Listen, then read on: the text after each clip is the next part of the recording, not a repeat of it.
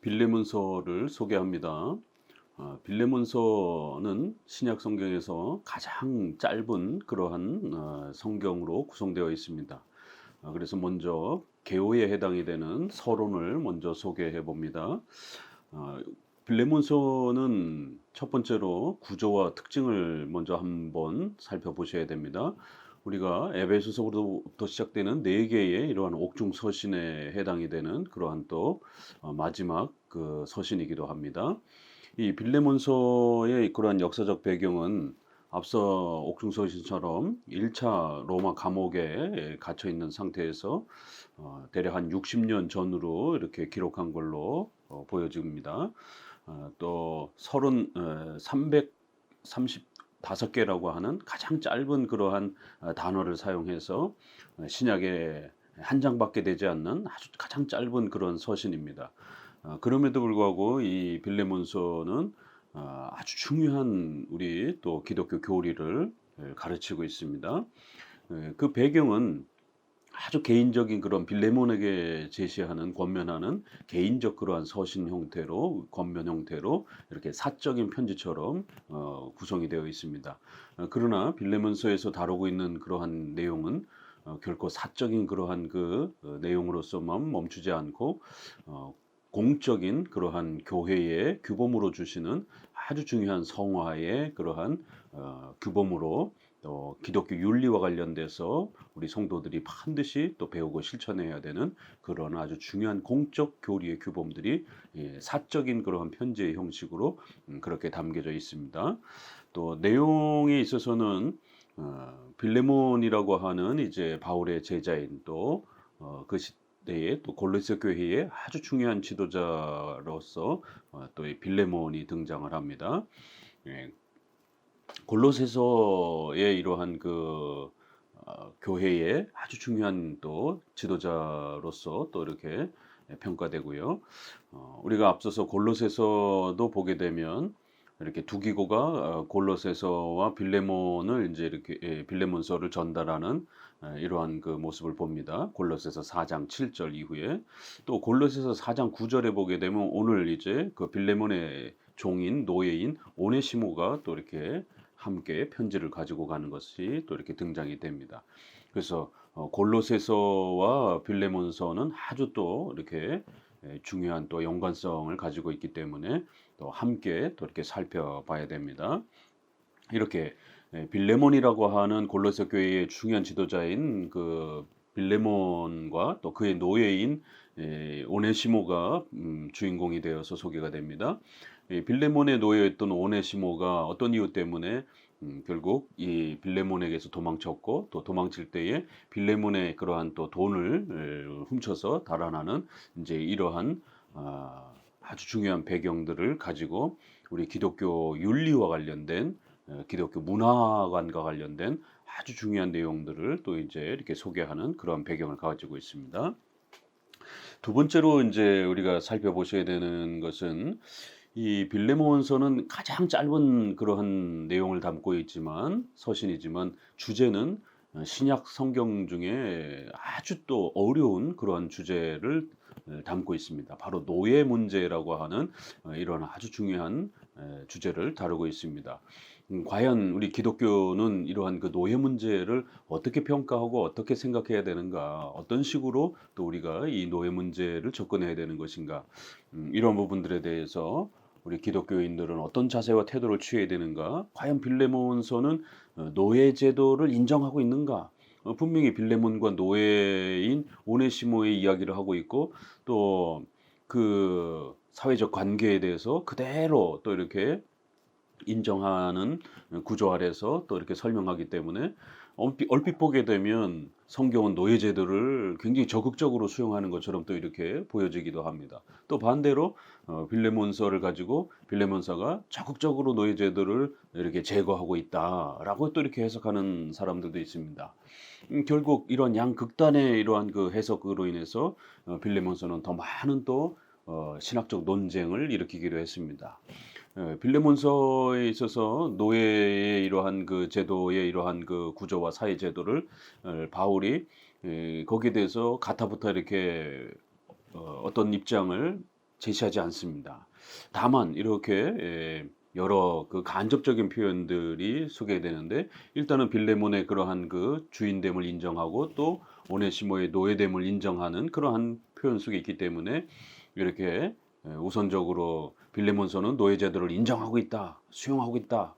적극적으로 노예 제도는 성경적인 것이다. 이제 이렇게 주장을 하게 되면 결국 마치 기독교가 제국주의 또 그런 어떤 봉건주의를 표방하는 것처럼 이렇게 또 오해를 받을 수 있는 비판받을 수 있는 여지가 있고요. 또 반대로 어, 빌레몬서에서 1장 16절의 이후로는 종과 같이 대하지 아니하고 종 이상으로 곧 사랑받는 형제로 둘지라 이런 표현들이나 21절에 내게 순종할 것을 내가 순종할 것을 확신함으로 내게 썼느니 내가 말한 것보다 더 행할 줄 안다. 그래서 더 행할 줄을 아는 것이 과연 무엇일까?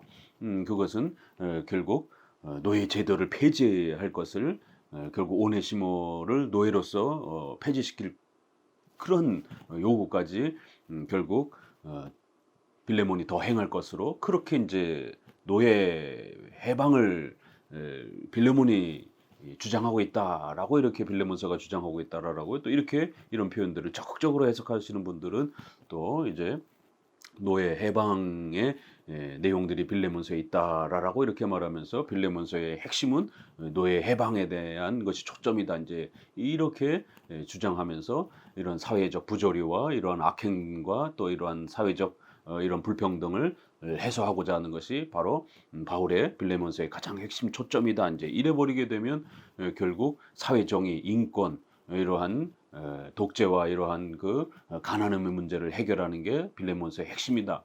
이렇게 되면 결국 사회복음, 정치 신학과 같은 이제 이런 현대 자유주의 신학의 또 이런 해석에 빠지게 됩니다. 자, 그럴 때 그러면 이제 우리 장로교적 입장에서 교육주 입장에서는 이제 이러한 노예 제도에 대한 이러한 빌레몬서의 입장은 무엇인가?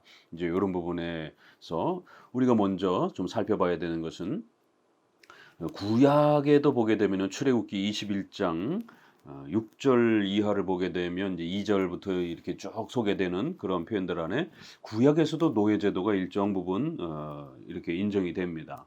네가 히브리 종을 사면 그는 6해 동안 섬길 것이요 7째에는 몸값을 물지 않고 나가 자유인이 될 것이며 이러한 표현들 그리고 또 7절에 21장 7절에 사람이 자기의 딸을 여종으로 팔았으면 그는 남종과 같이 나오지 못할지니며 이제 요런 표현들이 21장에는 이제 이렇게 종에 대해서 그런 종들을 또 어떻게 관리하고 또 종의 이러한 그 처우라든가 이런 부분들은 어떻게 관리해야 되는지가 쭉 소개가 됩니다. 또 우리가 앞서서 보았던 디도서 2장 우리가 9절, 10절도 이렇게 보면은요. 9절에 종들은 자기 상전들에게 범사에 순종하여 기쁘게 하고 거슬러 말하지 말며 훔치지 말며 이러면서 이렇게 종들은 자기 주인들을 함부로 대하지 말라라고 하는 이제 그 이러한 노예제도 노예들의 이러한 그 생활과 자리들을 그대로 지켜라라고 하는 이제 이런 권면들이 나옵니다. 그렇기 때문에 성경에서는 일정한 형태로 이러한 구약과 신약에서의 이러한 노예의 이러한 사회 질서들을 개혁해야 된다, 그거를 중지해야 된다 이렇게 적극적으로 이렇게 말하진 않습니다. 그러한 노예제도들을 오히려 이렇게 인정하는 그 수용하는 방식으로서 먼저 이렇게 표현을 시작을 합니다. 이러한 그 구약과 신약의 이제 이러한 그 노예제도의 이러한 그 질서들을 인정하는 이러한 발언들이 분명히 이렇게 있습니다. 또 로마서 16장에도 보게 되면 또 많은 노예들이 또 그 이름들 속에도 또 이렇게 나오기도 하고요. 그러나 또 갈라디아서 우리가 3장 28절을 보게 되면 유대인이나 헬라인이나 또 종이나 또 자유인이나 남자나 여자나 그리스도 예수 안에서 이제는 우리가 하나가 되었다. 그래서 오늘 16절에 있는 것처럼 오네시모를 이제 종으로 대하지 말고 이제 형제처럼 대하라라는 이런 말씀도 또 있는 것이. 그래서 성경에는 분명히 이렇게 노예 제도에 대한 이런 사회 질서들을 인정하는 그러한 수용하는 그러한 형식을 취하고 있고 그러면서도 또 그리스도인이 되었을 때는 형제 자매처럼 대하라라고 하는 그러한 양쪽 그 표현들이 다 있습니다. 이 빌레몬서 안에도 보게 되면 내가 오네시모의 주인이다. 또 신복이다. 또 너가 상관이다. 이제 이런 표현도 그렇고요. 어, 분명히 이렇게 음, 사회 질서 제도 안에서 주인과 종의 노예에 대한 이런 사회 질서를 빌레몬서도 그대로 인정을 합니다. 그리고 또 채무 관계와 관련해서 도둑질한 부분들에 대해서도 분명히 이것은 대갚아야 된다. 그래서 만약 오네시모가 돈이 없으면 바울이라도 그 값을 지불하겠다라고 하면서 이 채무와 관련된 부분들을 분명히 언급을 합니다. 이렇게 빌레몬서는 1세기 당시에 그러한 국가 사회 제도의 이러한 질서와 이런 국가 제도를 함부로 막 공격하거나 함부로 파괴하거나 이렇게 제거하려고 이렇게 시도하지 않습니다. 이러한 이제 이유들을 우리가 잘 이해해야 되는 것은 먼저 국가와 교회의 이러한 그 구별성, 관계성을 우리가 중요한 또 기본 개념으로 이해해야 됩니다. 로마서 13장 1절에도 국가의 이러한 권위는 하나님이 세워주신 것이다 이러면서 국가의 그런 모든 법 질서 체계와 이러한 제도들을 존중하고 지켜야 된다. 또 베드로전서 2장 에도 또 이렇게 인간의 세운 모든 제도들을 하나님을 위하여 또 존중하고 그 제도를 잘 지켜가야 된다라고 말합니다. 그래서 교회와 국가는 이렇게 각각 고유한 업무를 가지고 하나님 앞에서 구별된 그러한 사역들을 감당한다라고 하는 이러한 정교 분리의 원칙 아래에서 신약에서의 많은 서신들은 국가의 이러한 위정자들 또 국가의 이러한 질서 또 국가의 이러한 법 이런 부분들을 존중하고 그러한 그 질서 체계들을 함부로 막 망가뜨리지 않도록 항상 조심해야 된다라고 하는 그런 국가 질서의 고유성에 대한 이러한 그 개념 때문에 빌레몬서에서도 1세기 당시 이러한 로마 사회의 질서와 또 로마 사회의 이런 생활 법과 질서들을 함부로 공격적으로 이렇게 막 비난하거나 파괴하거나 그것들을 이렇게 제거하려고는 하진 않습니다. 이러한 부분들에 있어서 우리 크리스천들은 항상 종교 분리의 구별의 이러한 원칙 아래에서 사회 제도와 이러한 부분들이 비록 다소 우리 크리스천들에게 불편하고 또 다소 그것이 반기독교적인 그런 어떤 요소가 있다 할지라도 그런 부분들을 급진적으로 지금 당장 이렇게 개혁하거나 그거를 뜯어 고치거나 또 이렇게 강력한 저항들을 통해서 그거를 지금 당장 없애는 이러한 방식으로 저항하는 것들은 굉장히 조심해야 됩니다. 더더구나 반기독교적인 어떤 이런 법률에 대해서도 우리는 분명히 저항할 수 있습니다.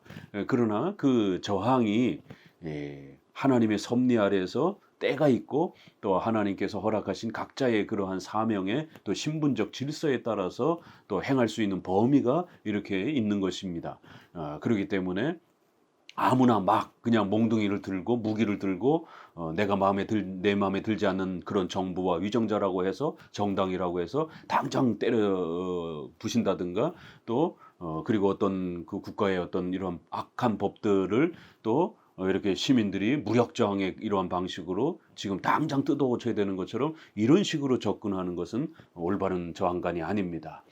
이런 부분에 있어서 첫 번째는 국가와 교회의 구별성에 대한 또 이러한 국가론에 대한 이러한 교리가 있고요. 또 두 번째로는 하나님의 섭리 안에서 이러한 또 반기독교적인 또 옳지 않은 이러한 법도 우리가 고쳐나갈 때 하나님의 섭리를 인식하면서 섭리를 존중하면서 그렇게 또 우리가 저항하고 개선해 간다라고 하는 것, 섭리적 개혁이지 제세례파라든가 또 이런 경건주의처럼 또 이런 세대주의처럼 급진적인 개혁이 아니라는 것입니다. 극단적 개혁이 아니라는 것입니다. 그래서 바울이 1세기 당시에 이러한 많은 반 기독교적인 이러한 윤리적 그런 성향이 있는 이러한 제도들에 대해서 수용하고자 하고 또 인정하고자 했던 것들은 이것은 적극적인 그런 하나님의 뜻이기 때문에 수용하는 그런 방식들이 아니라 차선책 우리가 모세의 이혼 증서를 이렇게 허락해 주는 그러한 그 구약의 또 모습도 보게 됩니다. 모세 이혼 증서는 하나님께서 이혼을 원하시기 때문에 그걸 적극적으로 추천한 것은 아닙니다. 그것은 인간의 죄악들을 막기 위한, 여성들이 강제로 버려져서 생존이 위협받는 이러한 부분들을 막기 위해서 하나님의 적극적인 뜻은 아닐지라도 소극적인 그러한 명령으로서, 차선책으로서 그렇게 죄를 억제하기 위한 그러한 억제의 법으로서 이렇게 하나님께서 허용하시는 그런 명령들이 있습니다.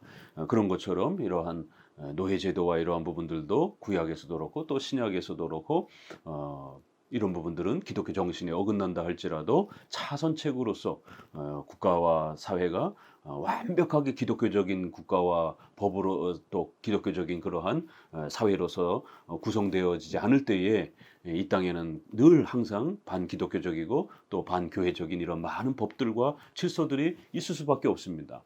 그걸 우리 크리스찬들과 교회가 한꺼번에 다 없앨 수 있는 것은 아닙니다. 그렇기 때문에 차차 하나님의 섭리를 바라보면서 또 각자에게 주어진 신분에 따라서 또 그렇게 점진적으로 단계별로 접근을 하는 겁니다. 그래야 어떨 때는 그거를 감당할 수 있는 기독교 지도자가 없을 때, 또 그러한 기독교 인구가 부족할 때, 그럴 때는 그러한 악법과 이러한 어려움들을 잘 견디면서 그 핍박 아래에서 또 견디면서 살아가야 되는 그런 과정들이 있는 것입니다. 그래서 차선책의 원리로서 이러한 부분들을 이렇게 수용하는 그러한 또 하나님의 섭리적 법칙 아래에서 바울은 지금 당장 삶을 살아가야 되는 그러한 또 현실, 로마 사회의 이런 모든 법을 다 뒤집어 엎지 않고서는 결국 성도들로 하여금 이러한 노예 제도와 이런 부분들을 다 없애버릴 수 없는 그런 현실. 그래서 로마 시대를 살아가야 되는, 또 구약의 이러한 또 사회를 살아가야 되는 그러한 현실적 생활을 해야 되는 이제 이러한 또 어려움의 형편들이 있는 것입니다. 또 여기에는 그런 섭리 아래서 보게 되면 아직 사회적 그런 질서와 제도와 법이 완벽하게 기독교적으로 형성되지 못했을 때는 결국 이제 그 노예들이 구약에서도 보게 되면 가난, 또 기근, 질병 이런 것 때문에 돈이 없어서 가난해져 가지고 자신의 생존이 위태로울 때, 가족들과 자신의 생존이 위태로울 때 자발적으로 그렇게 돈이 있는 또 이웃에게 자신을 노예로 삼아 달라라고 하는, 그러면서 그 집에 노예로 종으로 들어갔을 때는 최소한 먹고 사는 것이 보장이 되기 때문에 구약에는 이것이 사회 안정의 그 보호하는 그러한 복지의 어떤 그 수단처럼 사회 보호제도로서의 역할도 감당했던 것입니다. 오히려 종으로서 들어가지 못한 그런 사람들은 아무도 이렇게 그 가난한 사람들을 돌보지 않기 때문에 굶주려서 죽을 수도 있는 그러한 생명의 위협을 받는 겁니다. 그러나 자발적으로 어느 부잣집에 노예로 들어가게 되면 최소한 그 주인이 그 노예들을, 종들을 양식을 보장해 주기 때문에 그 기근과 가난의 어려운 때를 또 이겨내는 겁니다. 그래서 이렇게 21장에도 보게 되면 어느 정도 이렇게 7년이라고 하는 또 안식년이 지나면 그 노예로부터 해방될 수 있는 자유가 있고, 또 그 자유에도 여러 질서들이 있는 것입니다. 이렇게 또 섭리 안에서 아직 사회적인 보장제도가 복지제도가 완벽하지 못했을 때에 생존을 담보할 수 있는, 생명을 그나마 지켜낼 수 있는 안정장치가 그러한 형태로서 또 이렇게 또 작동되기도 하는 겁니다. 이렇게 하나님의 섭리 아래서 때로는 우리 안에 좀 더 미흡하고 부족한 부분이라 할지라도 그 미흡하고 부족한 것 자체가 오히려 그 사회의 가난하고 연약한 자들의 생명을 보호해주는 또 그런 안정장치 형태로서도 사용되어지기도 한다라는 겁니다. 그렇기 때문에 이렇게 점진적 그러한 과정 아래에서 우리가 사회복지와 이런 제도와 이런 부분들을 이렇게 고쳐가고 마련해 가야 되는 것이지, 당장 만약에 노예제도를 없애버렸다라면 법으로 그렇게 선언할 수는 있습니다. 그러나 그러면 주인들이 그들의 노예들의 이런 종들의 생명을, 양식을 보장해 주지 않는다라면 법적으로 또 사회적으로 또 하나의 분위기적으로 종들의 인권과 종들의 그러한 그 노동 문제와 직장 문제가 해결되지 않는 상황에서 자칫 잘못하면 노예들은 다 굶어 죽을 수도 있는 이제 이런 위기를 겪게 되는 것입니다. 그래서 우리가 교회사적인 그런 자료에도 보게 되면 이제 이러한 부분들이 남북 전쟁 속에서 링컨이 노예 해방을 정치적 수단으로 사용하게 될 때에 결국 여기에 교회도 휘말리면서 북장로교회와 남장로교회가 나눠지면서 북장로교회는 핫지, 남장로교회는 토넬이라든가 루이스 댐니라든가 이러한 아주 걸출한 신학자들이 이렇게 이제 존재합니다. 그럴 때에 이 노예 제도와 관련되어서 북쪽과 남쪽이 나눠지다 보니까 결국 그 지역에 있는 성도들의 생활을 기반으로 해서 또 교회 성도들이 모이고 교회가 유지되다 보니까 북쪽에는 도시 생활을 중심으로 하니까 노예가 많이 필요 없었습니다. 그래서 하치도 이렇게 그 북장로교회를 섬기면서 노예 해방에 대한 이런 부분들을 긍정적으로 이렇게 받아들입니다. 그러나 남쪽은 굉장히 광활한 땅에서 주로 목화 산업을 하기 때문에 농촌 형태의 삶을 살아갑니다. 그러니까 전부 다 사람들이 손으로 그 목화를 따야 되고 그거를 가공해야 되고 이렇게 해서 먹고 살아가는 것이에요. 남쪽에 있는 남장로교 계열에 있는 모든 거기에 대부분의 성도들은 이렇게 목화 산업에 종사하면서 농업에 이 농촌 생활을 하는 겁니다. 농촌 생활은 도시 생활보다 사람들의 손길이 무지무지하게 많이 필요합니다. 오늘날 우리 현대 사회에서도 이렇게 농촌은 지금 일손이 부족해가지고 외국 사람들이 들어와서 이러한 힘든 일들을 하지 않습니까? 그런 것처럼 미국 초기에 이러한 그 사회생활 속에서도 남장로교 쪽에서는 이렇게 노예들의 이러한 노동력이 절대적으로 필요한, 만약에 노예가 해방이 돼버리게 되면 교인들의 생계 문제도 또 당장 노예 해방을 시켜버리게 되면 결국 노예들은 일할 자리가 없는, 먹고 살아야 되는 이러한 공간이 없어져 버리는 이러한 심각한 위기가 벌어진 겁니다. 그래서 댐리나 토넬과 같은 이러한 훌륭한 조직 신학자들은 이 문제를 고민하면서 이걸 어떻게 해결해 가야 될 것인가. 정치적 문제가 아니라 이건 신학적 문제로서도 이건 아주 굉장히 중요한 주제였고 또 생활적인 면에 있어서도 어떻게 이거를 좀 더 부드럽게 풀어갈 것인가를 고민했던 겁니다. 그래서 남쪽에서는 교인들을 또 보호해야 되기 때문에 노예 제도에 대한 부분들을 지난 1800년 동안 그렇게 지켜온 것처럼 그냥 사회적 질서로 그대로 인정해 준 겁니다.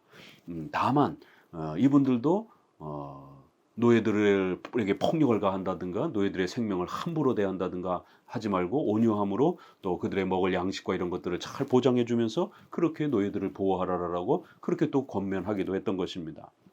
그러니까 이런 부분에서 남장로교의 신학자들의 고민과 또 북쪽에 있는 신학자들의 고민은 또 자기들의 삶의 그 터전 속에서 고민의 방향이 이렇게 또 다를 수밖에 없는 것입니다. 그렇기 때문에 이 노예 문제를 단순히 노예 해방을 주장하는 사람은 옳은 거고 노예 제도를 수용하는 사람은 나쁜 거고 이렇게 흑백 논리로 나눌 수 있는 것이 아닌 것입니다. 1800년대까지는 영국, 유럽의 이런 많은 기독교 국가들이 특별히 우리 개혁주의를 표방하는 국가들 안에서도 식민지 정책을 펼치고 있었습니다. 그렇기 때문에 아브라함 카이퍼의 그 정치강령이라고 하는 이런 책도 보게 되면 과연 기독교 국가의 이러한 그 틀을 가지고 있는 나라들이 식민지를 정복하는 게 옳은 것인가라고 했을 때 그건 옳을 수 있다라고 이렇게 얘기를 합니다. 다만 이제 그 식민지 백성들의 자치를 허용하고 또 복지를 허용하고 그들의 생명을 너무 이렇게 강탈하는 형태로 하지 말고 온유함으로 통치하는 수는 하도록 하라라고 하는 형태로 카이퍼의 이러한 그 논문과 글들을 보게 되면 1800년까지 살았던 수많은 우리의 선조들의 신학자들은 그 시대가 또 국가의 질서 속에서 이렇게 식민지를 운영하는 이런 많은 부분들에 대해서 무조건 죄악이다라고 이렇게 말하지 않고 그런 사회적 제도에 대한 부분들을 일정한 부분 수용하면서 그러면서도 기독교 사랑을 어떻게 펼칠 것인가를 고민했던 것입니다. 그래서 이러한 노예제도에 대한 이런 부분들과 관련해서 국가론과 관련해서 또 잘 접근해야 되고 또 하나 두 번째는 섭리론과 관련해서 이런 부분들을 잘 이해해야 되는 것입니다. 그렇기 때문에 갈라디아서 3장 28절에서 말하는 이러한 우리가 모두가 다 하나다 이런 것은 만인 제사장의 원리로서 국가 사회의 이러한 관계가 아니라 신앙적 질서, 교회적 질서에 있어서는 우리가 모두 다 그리스도 안에서 한 형제인 것입니다. 그러나 국가의 사회 질서에 있어서는 상하 관계, 계급 관계, 또 이러한 사회적인 이러한 계층 관계가 분명히 구별되어 있고 나눠질 수도 있는 것입니다. 그래서 그러한 부분들이 좀 더 이렇게 원시적 그러한 그 제도가 있을 수 있고 오늘날처럼 좀 더 노동 사회가 노동법이 잘 발달된 또 그런 형태 아래서 또 이렇게 살아갈 수도 있는 것입니다. 만약에 이런 부분들을 우리가 너무 극단적으로 접근하게 되면 그러면 종교개혁 시대에 수많은 그러한 우리 종교개혁자들은 그 시대는 다 봉건주의 이러한 그 왕통치 사회에 이렇게 있었는데 그러면 그 시대의 그런 목회자들은 결국 이러한 부분들에 대해서 다 침묵했기 때문에 다 잘못된 겁니까? 결국 민주주의 사회라고 하는 것, 또 현대의 법적인 그러한 그 제도 아래서의 이러한 노동 문제라든가 인권 문제라든가 이런 것들은 현대 사회에 와서 그저 100년, 200년밖에 안 된 겁니다. 그 전까지 1800년 이상은 전부 다 봉건 사회와 같은 그런 체제 아래서 또 왕정 체제 아래서 이렇게 살았던 것입니다. 그럴 때에 우리의 선조들은 또 거기에 나름대로 맞게 그 사회 질서들을 또 우리가 존중하고 일정한 부분들 또 이렇게 받아들이면서 또 조금씩 성도들이 하나님을 영접해서 그 신분을 가진 사회적 신분을 가진 성도들이 사회에 나가서 그 사회를 조금씩 개혁해 나가는 이러한 내적인 그러한 거듭남과 중생을 본질로 해서 성도들의 사회적 소명을 감당하는 것이지 교회의 본질은 이렇게 사회적인 정치와 인권과 평등을 사회 정의를 개혁하는 것이 급선무가 아닌 것입니다. 그렇게 되면 사회복음 정치신하게 되는 것입니다. 그래서 이런 빌레몬서는 이제 이런 부분들을 잘 접근해 가셔야 되는 것입니다. 그래서 우리가 빌레몬서에서는 이렇게 우리의 이 국가 사회 질서 제도를 어떻게 우리가 받아들이고 이해해야 되는 것인가? 또 이러한 반기독교적이고 또 기독교적 윤리의 이러한 입장에서 보게 되면 상당히 이런 또 잘못된 이러한 많은 사회적 그러한 그 질서와 제도들을 우리 크리스찬들은 그 속에서 살아가면서 어떻게 또 이러한 부분들을 감당해야 되고 어떻게 살아가야 되는가? 이건 바로 기독교 윤리에 대한 엄청난 이야기들을 하는 겁니다. 기독교 국가관에 대해서 엄청난 이야기들을 하는 겁니다. 기독교 문화관, 세계관에 대해서 아주 놀라운 이야기들을 하는 겁니다. 그래서 빌레몬서는 기독교 윤리의 대헌장, 대강령, 이러한 핵심을 이야기하는 어마어마한 내용이 아주 짧은 내용 안에 그렇게 핵심적으로 담겨 있는 것입니다. 오늘날 이러한 부분들을 제대로 이해 못해서 반국가적인, 반문화적인 이런 금욕주의적인 이러한 세계관이 얼마나 많습니까? 또 세속주의적이고 자유주의적인 친문화관이 또 얼마나 많습니까? 그럴 때 우리 장로교는 십계명과 일반 은총을 잘 조화를 통해서 선별적 그렇게 문화관을 펼쳐가는 것입니다. 십계명에 죄가 되면 버리고 십계명에서 죄가 되지 않으면 얼마든지 일반 국가 사회의 질서들을 수용하고 인정하는 것입니다. 선별적 문화관을 가지고 있는 것입니다. 그렇기 때문에 이러한 우리 개혁주의적 문화관, 개혁주의적 국가관 이런 부분들을 잘 이해하면서 빌레몬서에서의 말하는 기독교 윤리의 이런 위대한 면들을 또 우리가 함께 또 배워가도록 하겠습니다. 감사합니다.